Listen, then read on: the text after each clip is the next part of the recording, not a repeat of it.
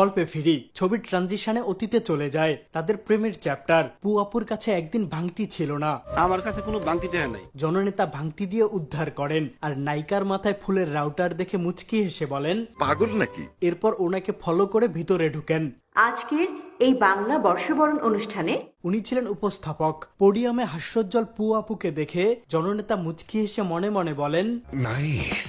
এরপর ঠোঁট কামড়ান। তোরা সব জয়ধ্বনি কর। ক্যামেরা প্যান করে বিল্ডিং এর সিলিং এ যায়। ট্রানজিশন টু আকাশ। নিচে পু আপু ঘুরমানি ড্যান্স দিচ্ছে।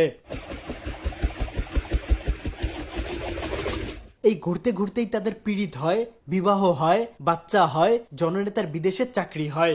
ইটালিতে তোর সরকারি চাকরি হয়ে গেছে। ইতালিতেও সরকারি চাকরি। আরে কোটা কোটা। ও আচ্ছা, ভাইজান ইতালি যায় আর ফেরার পরের কেচ্ছা তো জানেনি। বর্তমানে আসি। আপনার মা আসছে আপনার সাথে দেখা করতে। আইসোলেশন থেকে জননেতা আবার দৌড় দেয়।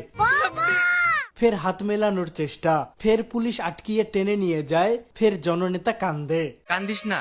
কাঁদতে কাঁদতে বান্দা যখন ক্লান্ত, তখন আইসোলেশনে থাকা অন্য মানুষদের সাথে বন্ধুত্ব করতে চায়। আপনার বাড়ি কোথায়? ঠিকানা জিজ্ঞেস করলো আর সবাই মিলে উদ্ভট গান শুরু করলো। করোনা তুই যে দিলি বড় যন্ত্রণা, ও করোনা তুই যে দিলি বড় যন্ত্রণা। গানের তালে জননেতা ফিরনি খায়, ড্যান্স দেয়, বৈঠা বায়, কাছে ডাকায়। এদিকে আশেপাশের মানুষজনের কর্মকাণ্ড এমন আজগুবি, দেখে মনে হবে মেন্টাল হসপিটালের চিত্র। ও করোনা তুই যে দিলি বড় যন্ত্রণা। আপার ছবি পিছনে রেখে করোনা নিয়ে জঘন্য গান গেয়ে জননেতা ফুর্তি করছেন। তার সাথে জয়েন করেছেন নার্স আপারা। ক্লাসিক্যাল ড্যান্স দেয়, বাম বাম খেলে। বাদ যাননি ডাক্তার ম্যান এবং সিকিউরিটি ম্যান। ও ম্যাম, এটা আমাদের সিনেমা। সরকারি অনুদানের সিনেমা।